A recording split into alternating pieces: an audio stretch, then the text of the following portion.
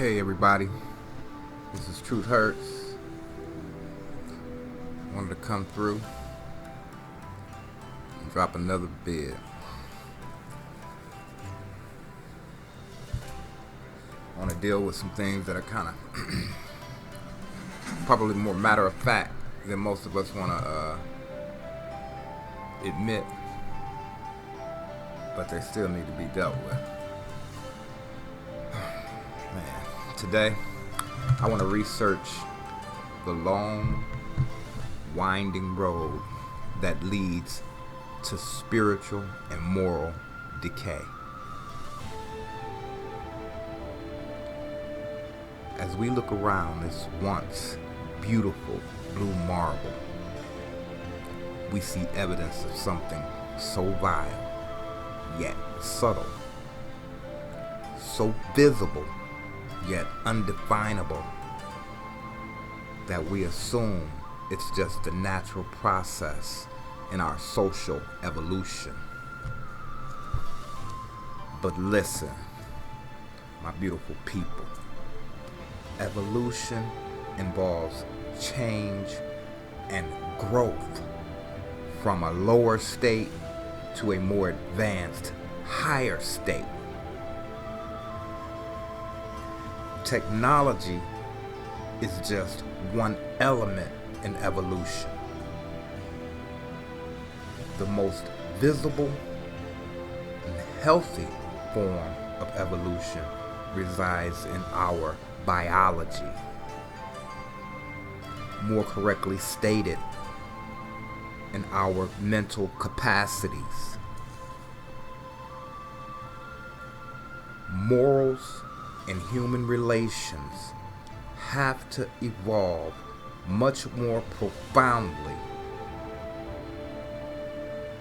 and more humanely than any technology, or else you're going to find yourself dealing with devolution. When technology advances beyond the capacity of man to understand the human condition or the spiritual nature invested in his being, technology becomes only weaponized, never utilized with anything positive at its core. That's what we're seeing today, but not comprehending. Instead of mankind trying to eradicate war, he'll invest in better war machines. He has convinced us that war is the only way to bring peace.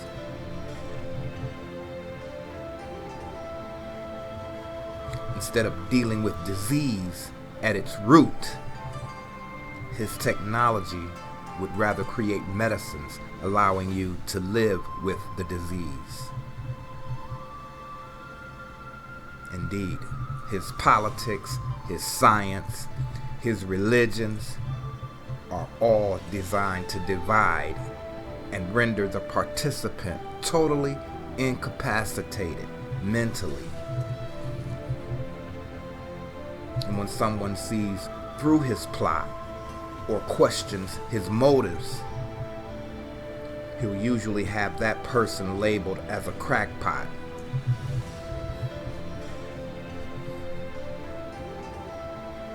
What I want you to see is mankind didn't get here of his own volition. Mankind has always been assisted in his devolution disguised as evolution. Even during the biblical period, Paul of the Bible says in 2 Thessalonians 2:7, "For the mystery of iniquity doth already work." Yes, this evil energy has been present since man has had the ability to express free will. Throughout history, the Most High has allowed evil men to operate the mechanisms of destruction to allow His creation to reveal their unadulterated loyalties. Your choices mirror your intentions, just as your free will mirrors your spirit. So when you look back at your record, there'll be no need to argue about motive. With your free will on full display, your actions will speak for themselves. To say you didn't understand or you didn't recognize this evil only acts to amplify your spiritual sickness. Men like Hitler, groups like ISIS, or even religions like Satanism is cherry picking to avoid or disagree with their methods are no great feat. The evil I'm talking about is much more pervasive than saying slavery is bad. As you look across the landscape of our social constructs and our willingness to participate in them, our culpability becomes less evidence. To the carnal mind, that is. We don't see issues in whole countries starving. We think the Christian Inquisition was a good thing. We look at science as a healthy construct. We don't understand it's a religion. You don't understand mental poison, which is more deadly than a double dose of cyanide. You see, cyanide can only kill the physical body. Mental poisons kill the spirit. You don't see the obvious issues with capitalism, democracy, communism, religion, homosexuality, abortion, racism.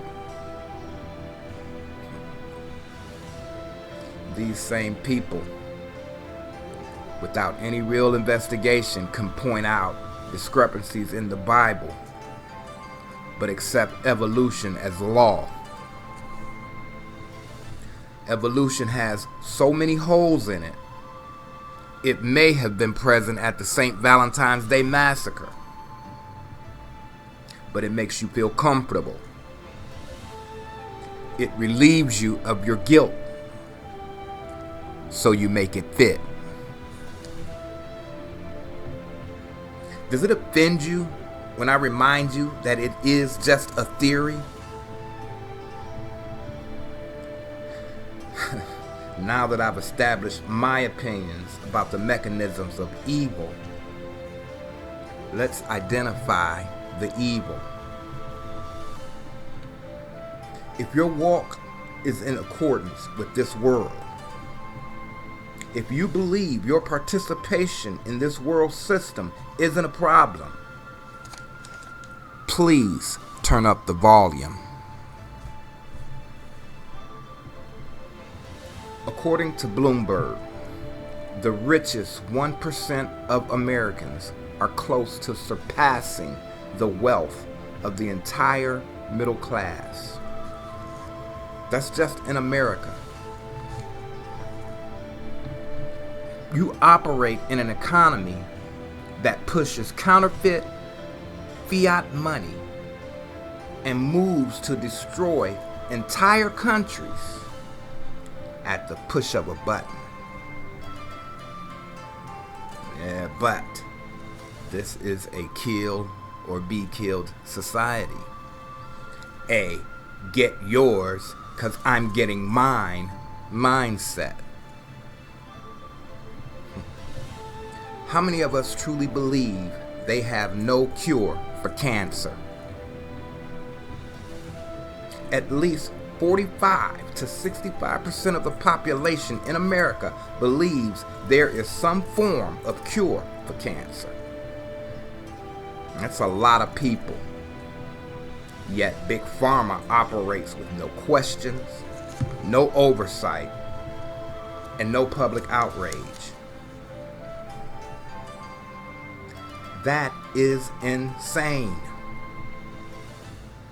We allow them to administer chemotherapy to our loved ones, knowing the end result.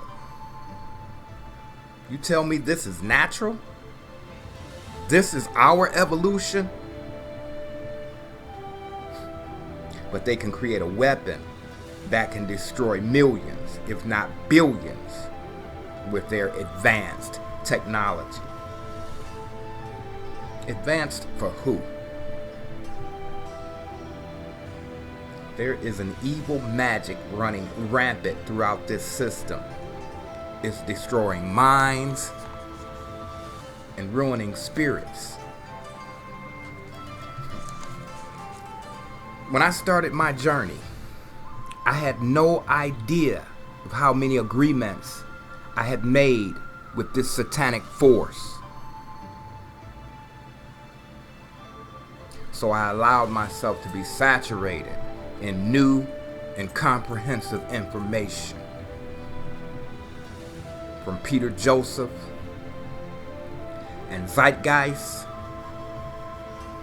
to Walter Williams and Egyptology. Most of the works I researched were not terrible on the surface. In fact, many had profound information in them that got me from point A to point B. But I promised myself from the start I'd be open to new information, even if it went against my old indoctrinations. And I kept true to that. And I almost ended up being a weird mix of some New Age Egyptian Buddhist mystic. But if you keep moving and never become anchored to any group or system, you will go through and grow through all of these bumps and detours. The definition of zeitgeist is the defining spirit or mood of a particular period of history, as shown by ideas and beliefs of the time. Meaning, beliefs and ideas are usually a product of the time period they arise in, of course. The original movie attacked our money system, 9/11, and religion.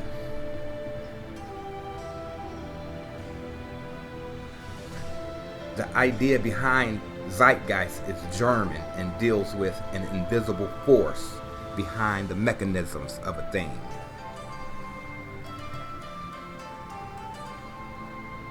In the movie, most of his attacks are accurate. The only pushback he received was from the Christian community. They ripped him for attacking the Bible. In reality, he didn't attack the Bible. He couldn't attack the Bible. What he did attack was Christianity. The beliefs he attacked are religious and not biblical. Look, we know the Bible has been tampered with. I mean, there are over 100 books that were removed. The point is, the Bible still has accurate information that will withstand any scrutiny.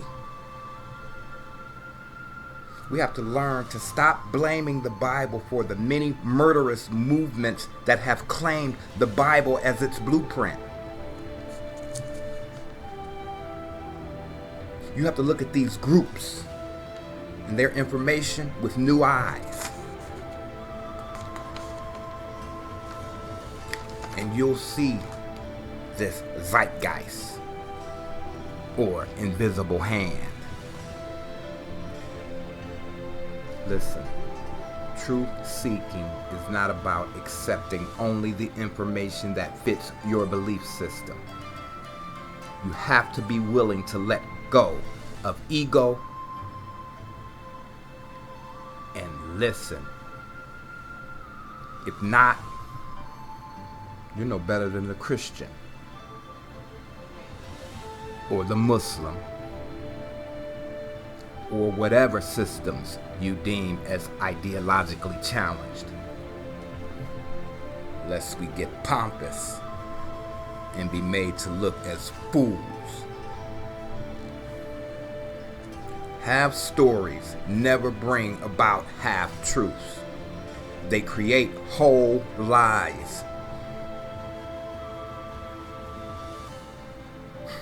Speaking of lies, let's talk about politics. Federal politics. I'm not concerned with local politics. Though they have their obvious hypocrisies, the federal government does most of the damage. Show me your presidential favorite, and I'll show you a government shield. For all this talk of who's a part of the shadow government and who isn't, we're making ourselves look like fools and pawns of the game. You haven't had a president who wasn't handpicked in your lifetime. I'm not for or against any political party. To me, they're equally bad. But for all those screaming that Trump is a wild card, let's examine this. For my esoterics, first of all, Trump is a part of this bloodline. Literally. He is an Rh negative blood type. But okay, you want more. No, I'm not going into what the Rh negative means, but you can Google it and do your own research.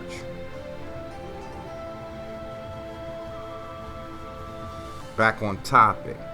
For all of this talk of Donald Trump going against the mainstream, let's take a closer look.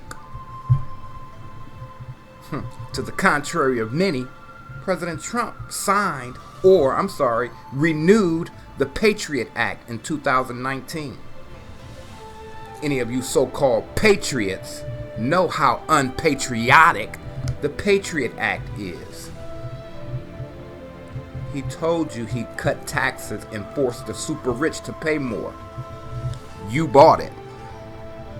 His 2017 tax law actually did the complete opposite. Look it up. He said he'd force Kim Jong-un to kill his nuclear program. We know how that's going. He said he'd invest $1 trillion into the infrastructure. Didn't happen. He said he'd drain the swamp. He didn't say he'd fill it with his own swamp things. The wall that Mexico was going to pay for. Yeah. But I could do this for Obama and any other president. The fact is, no matter what they promise, they can only do so much. And if you think our vote decides who will get into office, I don't know how to talk to you. Politics is just another magician's tool to keep us occupied. It's bred in circus, which has its origins in early 2nd century Rome. The idea is to extract approval from the people, not by excellent service, but by distraction, diversions that satisfy the most immediate or base requirements of a populace, whether it be a sporting event, a movie star getting pregnant, or some other superficial, meaningless event. They figure if you feed them and entertain them, they'll fall in line. And fall in line we have. Look, nothing ever happens, no matter how heinous, without the government's approval. Actually, I think FDR said it best.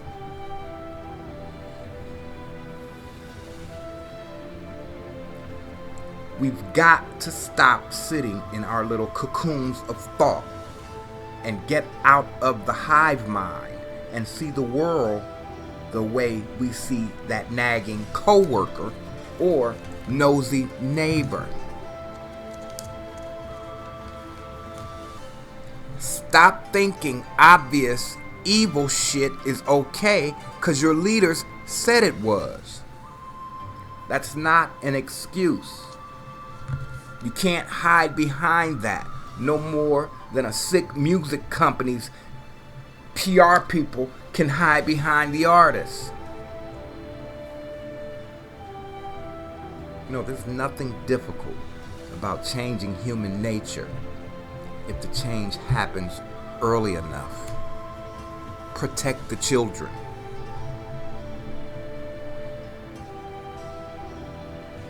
We've got to quit being afraid to think for ourselves. How the hell can you justify starving people?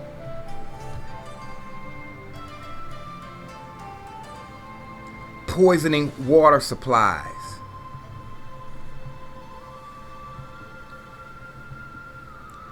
Allowing people to die because you're withholding natural resources.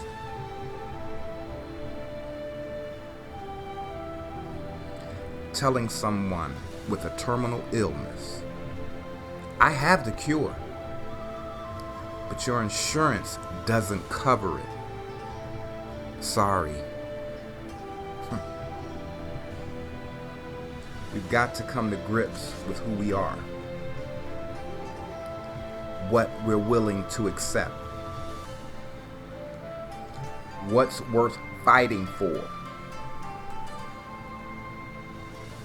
In these times, we've got to come to terms with what's worth dying for.